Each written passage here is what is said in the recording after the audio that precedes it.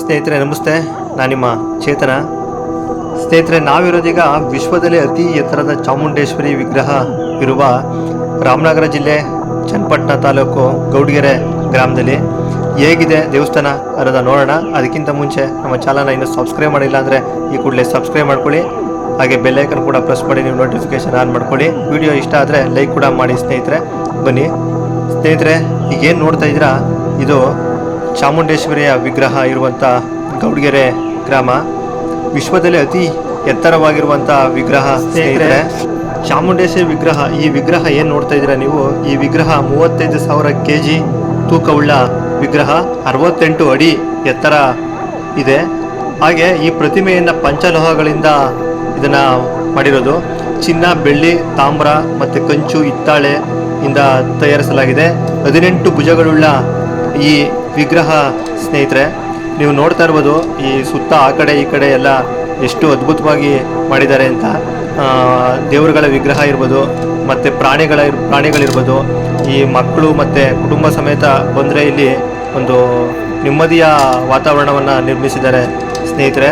ನೀವು ನೋಡ್ಬೋದು, ಮೇಲತ್ತಿ ಹೋದರೆ ಆ ಸಿಂಹದ ಮೇಲೆ ಕೂತಿರುವ ಚಾಮುಂಡಿ ವಿಗ್ರಹನ ನೋಡೋದಕ್ಕೆ ಕಣ್ಣೆರಡು ಸಾಲಲ್ಲ ಸ್ನೇಹಿತರೆ, ಅಷ್ಟು ಅದ್ಭುತವಾಗಿ ಇದೆ. ಮತ್ತು ಆ ಜಾಗನೂ ಅಷ್ಟೇ ವಿಶಾಲವಾಗಿ ತುಂಬ ಚೆನ್ನಾಗಿ ಮಾಡಿದ್ದಾರೆ ಸ್ನೇಹಿತರೆ. ಹಾಗೆ ಏನು ವಿಗ್ರಹ ಚಾಮುಂಡೇಶ್ವರಿ ತಾಯಿ ಏನು ನಿಂತಿದೆ, ಪಾದದ ಕೆಳಗಡೆ ಒಂದು ಗುಹೆನ ಇದೆ ಸ್ನೇಹಿತರೆ. ಆ ಗುಹೆಯಲ್ಲಿ ಕೆಲವೊಂದನ್ನು ಇನ್ನೂ ರೆಡಿ ಮಾಡ್ತಿದ್ದಾರೆ. ಈ ವಿಡಿಯೋದಲ್ಲಿ ಅದು ಸಹ ಇದೆ. ಏನೇನು ಮಾಡ್ತಿದ್ದಾರೆ ಅನ್ನೋದೆಲ್ಲ ತೋರಿಸಿದ್ದೀನಿ ನೋಡಿ ಸ್ನೇಹಿತರೆ. ಇಲ್ಲಿ ಹೋಗ್ತಿದ್ದೀರಲ್ಲ ನಾವೀಗ ನೋಡಿ, ಜಿಂಕೆ ಮತ್ತು ಹುಲಿ, ಈ ಥರ ಪ್ರಾಣಿಗಳು ಎಲ್ಲ ಮಾಡಿಕೊಂಡು ಒಟ್ಟಾರೆ ಒಂದು ಅದ್ಭುತವಾಗಿ ಮಾಡಿದ್ದಾರೆ ಸ್ನೇಹಿತರೆ ಈ ದೇವಸ್ಥಾನನ. ಮತ್ತು ನೀವು ಹಿಂದ್ಗಡೆ ನೋಡ್ತಾ ಇದ್ದೀರಲ್ಲ, ಅದು ಇನ್ನೂ ಕೆಲಸ ಆಗ್ತಿದೆ. ಅಲ್ಲಿಂದ ನೀರು ಬರುವಂಥ ಜಾಗ ಇದು. ಮತ್ತು ಸ್ನೇಹಿತರೆ, ಈ ವಿಗ್ರಹವನ್ನು ಕಣ್ತುಂಬಿಕೊಳ್ಳಲು ರಾಮನಗರ ಸೇರಿದಂತೆ ಬೆಂಗಳೂರು, ಮೈಸೂರು ಎಲ್ಲ ಭಾಗದಿಂದಲೂ ಸಹ ಜನ ಸಾಗರನೇ ಬರ್ತಾ ಇದೆ. ಇಲ್ಲಿ ಶನಿವಾರ ಮತ್ತು ಭಾನುವಾರ, ಅಮಾವಾಸ್ಯೆ ಮತ್ತು ವಿಶೇಷ ದಿನಗಳಲ್ಲಿ ತುಂಬ ಜನ ಇರ್ತಾರೆ. ಮತ್ತು ಇಲ್ಲಿ ಕೆಲವರು ಹೇಳ್ತಾರೆ ಮೈಸೂರಿಗೆ ಹೋಗಿ ಚಾಮುಂಡೇಶ್ವರಿ ದರ್ಶನ ಮಾಡಬೇಕಾಗಿತ್ತು, ಈಗ ಇಲ್ಲೇ ನಮಗೆ ಗೌಡ್ಗೆರೆಯಲ್ಲೇ ದರ್ಶನ ಆಗ್ತಿದೆ ಅಂತ. ಮತ್ತು ವಿಶ್ವದಲ್ಲೇ ಅತಿ ಎತ್ತರವಾದ ವಿಗ್ರಹ ಇರೋದು ಇಲ್ಲೇ ಆಗಿರೋದ್ರಿಂದ ಭಕ್ತಾದಿಗಳು ತುಂಬ ಖುಷಿಯಿಂದ ದೇವ್ರ ದರ್ಶನ ಮಾಡಿ ಹೋಗ್ತಿದ್ದಾರೆ ಸ್ನೇಹಿತರೆ.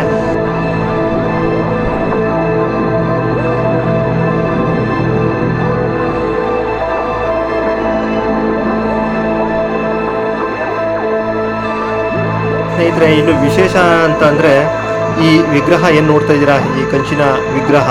ಈ ವಿಗ್ರಹ ಬಂದು ಇದನ್ನು ತಯಾರು ಮಾಡಿದ್ದವರು ಬಂದು ಬೆಂಗಳೂರಿನ ನಾಯಂಡಹಳ್ಳಿಯ ಮುಸ್ಲಿಂ ಬಾಂಧವರು. 20 ಜನ ಮುಸ್ಲಿಂ ಬಾಂಧವರು 3 ವರ್ಷದ ಸತತ ಪ್ರಯತ್ನದಿಂದ ಇದನ್ನು ರೆಡಿ ಮಾಡಿರೋದು ಅಂತ ಹೇಳ್ತಿದ್ದಾರೆ ಸ್ನೇಹಿತರೆ. ಮತ್ತು ಈಗ ನೀವು ನೋಡ್ತಾ ಚಾಮುಂಡೇಶ್ವರಿಯ ಮೂಲ ಗರ್ಭದ ಗುಡಿ ಹಿಂದೆ ಇರುವಂತಹ ಆಂಜನೇಯ ಸ್ವಾಮಿ ಸನ್ನಿಧಿ. ಇಲ್ಲೂ ಸಹ ಭಕ್ತಾದಿಗಳು ಬಂದು ತಮ್ಮ ಹರಕೆಯನ್ನು ಈಡೇರಿಸಿ ಹೋಗ್ತಾರೆ. ಮತ್ತು ಸ್ನೇಹಿತರೆ, ಇಲ್ಲಿ ವಿಶೇಷ ಅಂದರೆ ಒಂದು ತೆಂಗಿನಕಾಯಿ ಮತ್ತು ಒಂದು ಇಡೀ ಉಪ್ಪು ಹಾಕಿ ಅವರ ಹರಕೆಯನ್ನು ಸಲ್ಲಿಸ್ತಾರೆ ಸ್ನೇಹಿತರೆ. ಹಾಗೆ ಆ ತೆಂಗಿನಕಾಯಿನ ಅಲ್ಲಿ ಕಾಣಿಕೆಯಾಗಿ ಕೊಟ್ಟು ಅವರ ಇಷ್ಟಾರ್ಥಗಳು ಈಡೇರಲಿ ಅಂತ ಅವರು ಬೇಡಿಕೊಳ್ಳೋದು ಒಂದು ಇಲ್ಲಿನ ಒಂದು ನಂಬಿಕೆ ಅಂತಲೇ ಹೇಳ್ಬೋದು ಸ್ನೇಹಿತರೆ. ತುಂಬ ನೋಡ್ಬೋದು, ಎಲ್ಲಾದರೂ ನಿಮಗೆ ತೆಂಗಿನಕಾಯಿ ಕಾಣಿಸ್ತಾ ಇದೆ. ಅಲ್ಲಿ ಎಲ್ಲ ಭಕ್ತಾದಿಗಳು ಬಂದು ಕಟ್ಟಿರುವಂಥ ಕಾಯಿಗಳು ಸ್ನೇಹಿತರೆ. ಎಲ್ಲವೂ ಅವರು ಹರಕೆ ರೂಪದಲ್ಲಿ ಕಟ್ಟಿರುವಂಥ ಕಾಯಿಗಳು. ನೀವೇ ಬೇಕಾದರೂ ಕಾಯಿನ ತೊಗೊಬಂದು ಕಟ್ಬೋದು, ಇಲ್ಲ ಅಲ್ಲೇ ಕೊಡ್ತಾರೆ, ಆ ಕಾಯಿನ ತೊಗೊಬಂದು ಕಟ್ಬೋದು ಸ್ನೇಹಿತರೆ.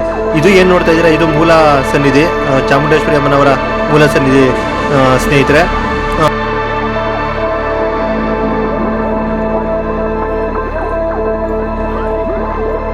ಹಲವಾರು ನಂಬಿಕೆಗಳು ಸ್ನೇಹಿತರೆ ಭಕ್ತಾದಿಗಳಲ್ಲಿ. ಇಲ್ಲಿ ಯಾವುದೇ ಕಷ್ಟಗಳನ್ನು ಹೇಳಿಕೊಂಡು ಬಂದು ದೇವರ ದರ್ಶನವನ್ನು ಮಾಡಿ 7 ವಾರ ಕಾಲ ಕಾಯಿ ಕಟ್ಟಿದರೆ ಕಷ್ಟಗಳು ಪರಿಹಾರ ಆಗುತ್ತವೆ ಎಂಬ ನಂಬಿಕೆ. ಅಷ್ಟೇ ಅಲ್ಲದೆ ಇಲ್ಲಿರುವ ಬಸವನ ಪ್ರತಿಮೆ ಕೆಳಗಡೆ ಕೂರಿಸಿ ತಲೆ ಮೇಲೆ ನೀರು ಹಾಕಿಸಿಕೊಂಡರೆ ರೋಗ ರುಜಿನಗಳು ಸಹ ಹೋಗುತ್ತವೆ ಎನ್ನುವಂಥ ನಂಬಿಕೆಯಿಂದ ಸುಮಾರು ತೆಂಗಿನಕಾಯಿಗಳನ್ನು ಇಲ್ಲಿ ಹರಕೆ ರೂಪದಲ್ಲಿ ಕಟ್ತಾ ಇರೋದನ್ನ ನೀವು ನೋಡ್ತಾ ಇದ್ದೀರಾ ನೋಡಿ. ಅಲ್ಲೇ ಕಾಣ್ತಿದೆ ಬಸವನ ಪ್ರತಿಮೆ. ಅಲ್ಲೂ ಸಹ ತೀರ್ಥಸ್ಥಾನ ಇರುತ್ತೆ. ಅಲ್ಲಿ ಯಾವ ಇಂಥ ದಿನ ಅಂತ ಇರುತ್ತೆ, ಅವತ್ತು ತೀರ್ಥಸ್ಥಾನ ಸಹ ನಡೆಯುತ್ತೆ. ಮತ್ತು ಇಲ್ಲಿ ಯಾವ್ಯಾವ ಅಭಿಷೇಕ ಪೂಜೆಗಳಿಗೆ ಯಾವ್ಯಾವುದು ಹರಕೆ ಕಾಣಿಕೆ ಸೇವೆ ಏನೇನಿರುತ್ತೆ ಅಂಥದಕ್ಕೆ ಇಲ್ಲಿ ಸಿದ್ಧಿಯನ್ನು ಪಡೆದು ಅಭಿಷೇಕ ಹಾಗೆ ಬೇರೆ ಏನೋ ಸೇವೆಗಳನ್ನ ಮಾಡಿಸ್ಬೋದು ಸ್ನೇಹಿತರೆ. ನೋಡ್ತಾ ಇದ್ದೀರಾ, ಅಲ್ಲಿ ತುಂಬ ಜನ ಕಾಯಿಗಳ ಹರಕೆ ರೂಪದಲ್ಲಿ ಕಟ್ತಿದ್ದಾರೆ. ಅವರ ಇಷ್ಟಾರ್ಥಗಳು ಈಡೇರಲಿ ಬಂದಂಥ ಕಷ್ಟಗಳು ಪರಿಹಾರ ಆಗಲಿ ಅನ್ನುವ ನಂಬಿಕೆಯಿಂದ ಅಲ್ಲಿ ಹರಕೆಯ ರೂಪದಲ್ಲಿ ತೆಂಗಿನಕಾಯಿ ಹಾಗೆ ಉಪ್ಪುವನ್ನು ತಂದು ಹಾಕ್ತಾರೆ ಸ್ನೇಹಿತರೆ. ಇನ್ನೂ ಯಾರೆಲ್ಲ ಈ ದೇವಸ್ಥಾನಕ್ಕೆ ಹೋಗಿಲ್ಲ ಒಂದ್ಸರಿ ಹೋಗಿ ನೋಡ್ಕೊ ಬನ್ನಿ, ತುಂಬ ಚೆನ್ನಾಗಿದೆ. ಯಾರೆಲ್ಲ ಈ ದೇವಸ್ಥಾನಕ್ಕೆ ಹೋಗಿದ್ದೀರಾ ಕಮೆಂಟ್ ಮಾಡಿ, ಹೇಗಿದೆ ದೇವಸ್ಥಾನ ಅನ್ನೋದನ್ನ ನಿಮ್ಮ ಕಮೆಂಟಲ್ಲಿ ತಿಳಿಸಿ ನಿಮ್ಮ ಅಭಿಪ್ರಾಯನ. ಹಾಗೆ ಸ್ನೇಹಿತರೆ, ಇಲ್ಲಿ ಬಂದಂಥ ಭಕ್ತಾದಿಗಳಿಗೆ ಬೆಳಿಗ್ಗೆ 6 ಗಂಟೆಯಿಂದಲೇ ಪ್ರಸಾದ ಏರ್ಪಡಿಸ್ತಾರೆ ಸ್ನೇಹಿತರೆ. ಟಿಫನ್ನು ಮತ್ತು ಊಟ ಎಲ್ಲ ವ್ಯವಸ್ಥೆನ ಬಂದಂಥ ಭಕ್ತಾದಿಗಳು ಹೊಸದೇ ಹೋಗದೇ ಇರಲಿ ಅಂತ ಎಲ್ಲ ಭಕ್ತಾದಿಗಳಿಗೂ ಇಲ್ಲಿ ಪ್ರಸಾದದ ವ್ಯವಸ್ಥೆ ಇರುತ್ತೆ. ದಾಸೋಹ ವ್ಯವಸ್ಥೆಯನ್ನು ಸಹ ಮಾಡಿದ್ದಾರೆ.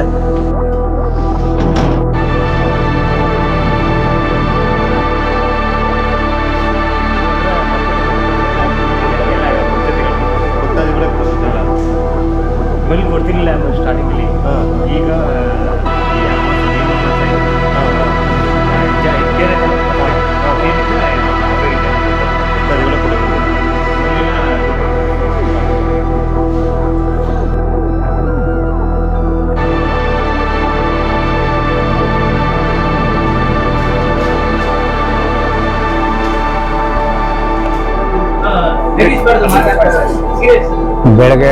ಬೆಳಗಿನ ಜಾವ 4 ಗಂಟೆಗೆ ತಿಂಡಿ ರೆಡಿ ಮಾಡಿ ಸ್ಟಾರ್ಟ್ ಮಾಡ್ತೀವಿ.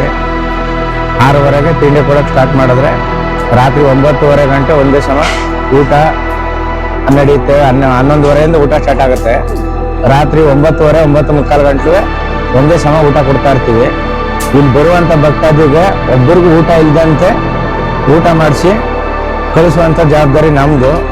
ಇಲ್ಲಿ ಎಷ್ಟು ಭಕ್ತಾದಿಗಳು ಬರ್ತಾರೆ, ಪ್ರತಿಯೊಬ್ಬರಿಗೂ ಯಾರಿಗೂ ನಮ್ಗೆ ನೋವು ಆಯಿತು ಇದಾಯಿತು ಅನ್ನೋದು ಏನಿಲ್ಲ. ಎಲ್ಲ ಸಂತೋಷ ರೀತಿಲಿ ಹೋಗ್ಬೇಕು ಅಂದ್ಬಿಟ್ಟು ನಮ್ಮ ಭಾವನೆ ಅಷ್ಟೇ ಸರ್. ಅವಾಗ ಜಾಸ್ತಿ ಜನ ಇಲ್ಲಿ ಬರೋದು ಭಾನುವಾರ ಬರ್ತಾರೆ, ಮಂಗಳವಾರ ಶುಕ್ರವಾರ ಬರ್ತಾರೆ. ಬೆಳಗಿನ ಜಾವ ಮಹಾಮಂಗಳಾರತಿ 6:30ಗೆ ಸ್ಟಾರ್ಟ್ ಆಗುತ್ತೆ. 6:30ಯಿಂದ ರಾತ್ರಿ 9:30 ಗಂಟೆ ಪೂಜೆ ನಡೀತದೆ. ಅಮಾವಾಸ್ಯೆ ಹುಣ್ಣಿಮೆಲಂತೂ 6 ಗಂಟೆಗೆ ಸ್ಟಾರ್ಟ್ ಆಗುತ್ತೆ. 6 ಗಂಟೆಗೆ ಸ್ಟಾರ್ಟ್. 7 ಗಂಟೆಗೆ ಸ್ಟಾರ್ಟ್ ಸರ್. 7 ಗಂಟೆಯಿಂದ ರಾತ್ರಿ 9:30 ನಡೀತದೆ. ಇರುತ್ತೆ ಪ್ರತಿದಿನ. ಸ್ನೇಹಿತರೆ, ಈಗ ನೀವು ನೋಡ್ತಾ ಇರೋದು ಚಾಮುಂಡೇಶ್ವರಿ ತಾಯಿಯ ಪಾದದ ಕೆಳಗಡೆ ಇರುವಂಥ ಗುಹೆ ಒಳಗಡೆ ಏನಿದೆ, ಯಾವ ಥರ ಮಾಡಿದ್ದಾರೆ ಅಂತ. ಇನ್ನೂ ಕೆಲಸ ಇದೆ, ಇನ್ನೂ 1-2 ತಿಂಗಳು 3 ತಿಂಗಳು ಆಗುತ್ತೆ ಕೆಲಸ. ಇದು ಇನ್ನೂ ಕಂಪ್ಲೀಟ್ ಆಗಿಲ್ಲ ಸ್ನೇಹಿತರೆ. ನಿಮಗೆ ತೋರಿಸ್ತಾ ಇದ್ದೀನಿ ನೋಡಿ ಯಾವ ಥರ ಮಾಡ್ತಿದ್ದಾರೆ ಅಂತ. ನಾನಲ್ಲಿ ಹೋಗಿ ನೋಡಿದಾಗ ಗೊತ್ತಾಯಿತು, ತುಂಬ ಅದ್ಭುತವಾಗಿ ಮಾಡ್ತಿದ್ದಾರೆ ಸ್ನೇಹಿತರೆ. ತುಂಬ ಕಡೆ ಕೆಲವೊಂದು ದೇವಸ್ಥಾನಗಳಲ್ಲಿ ಈ ಥರದೊಂದು ಗುಹೆ ಮಾಡಿರ್ತಾರೆ. ಎಲ್ಲಿ ಅಂತಂದರೆ, ನೀವು ಮುರುಡೇಶ್ವರ ಹೋದರೆ ಶಿವನ ಮೂರ್ತಿ ಕೆಳಗಡೆ ಒಂದಷ್ಟು ಗುಹೆಯದ್ದು ಒಳಗಡೆ ಹೋಗಿ ನೋಡ್ಕೊಬರೋ ಥರ ಮಾಡಿದ್ದಾರೆ. ಅದು ಹೇಗಿದೆ ಅಂತ ನೋಡಿದ್ದೀರಾ. ಇದು ಇನ್ನೂ ಅದ್ಭುತವಾಗಿದೆ ಅಂತಲೇ ಹೇಳ್ಬೋದು ಸ್ನೇಹಿತರೆ. ತುಂಬ ಚೆನ್ನಾಗಿದೆ. ಎಲ್ಲ ರೆಡಿ ಆದಮೇಲಂತೂ ತುಂಬ ಚೆನ್ನಾಗಿ ಕಾಣಿಸುತ್ತೆ ಒಳಗಡೆ. ನಾನೇ ಹೋಗಿದ್ದೆ, ಬಟ್ ಎಲ್ಲಿ ಹೋಗಿ ಎಲ್ಲಿ ಬಂದೆ ಅನ್ನೋದೇ ಗೊತ್ತಾಗ್ತಾ ಇರಲಿಲ್ಲ. ನನ್ನ ಅಲ್ಲಿ ಯಾರೋ ಒಬ್ರು ಕರ್ಕೊಂಡು ಹೋದ್ರು. ನಾನೇ ಹೋಗಿದ್ರೆ ನಿಜವಾಗ್ಲೂ ಅಲ್ಲಿ ಯಾವ ಕಡೆ ಹೋಗಿ ಯಾವ ಕಡೆ ಬಂದೆ ಅಂತ ಗೊತ್ತಾಗ್ತಾ ಇರಲಿಲ್ಲ. ಆ ಥರ ಇತ್ತು, ಎಲ್ಲ ಒಂದೇ ಥರ ಇತ್ತು. ಹಾಗಾಗಿ ತುಂಬ ಒಂದು ಒಳ್ಳೆ ಯೋಚನೆಯನ್ನು ಇಟ್ಕೊಂಡು ಬರುವಂಥ ಭಕ್ತಾದಿಗಳಿಗೆ ಒಂದು ಖುಷಿಯನ್ನು ನೀಡುವ ಸಲುವಾಗಿ ಒಂದು ಉದ್ದೇಶದಿಂದ ಇದೊಂದು ಗುಹೆ ಮಾಡಿದ್ದಾರೆ. ನೀವು ನೋಡುತ್ತಾ ಇರ್ಬೋದು, ಅಲ್ಲಿ ಎಲ್ಲ ರೀತಿಯ ಒಂದು ಈ ಜನಪದ ಇರ್ಬೋದು, ಮತ್ತು ಸೊಗಡು, ಹಳ್ಳಿಯ ಸೊಗಡು ಇರ್ಬೋದು, ಈ ಥರದೊಂದನ್ನು ಅಲ್ಲಿ ಕ್ರಿಯೇಟ್ ಮಾಡೋಕ್ಕೆ ಮಾಡಿದ್ದಾರೆ. ನೋಡೋಣ, ಇದು ಓಪನಿಂಗು ಇನ್ನೊಂದು 2 ತಿಂಗಳು ಇಲ್ಲ 3 ತಿಂಗಳಲ್ಲಿ ಓಪನ್ ಆಗುತ್ತೆ. ಆವಾಗ ಹೋಗಿ ನೋಡಿ ಯಾವ ಥರ ಇದೆ ಅನ್ನೋದು ಗೊತ್ತಾಗುತ್ತೆ ನಿಮಗೆ.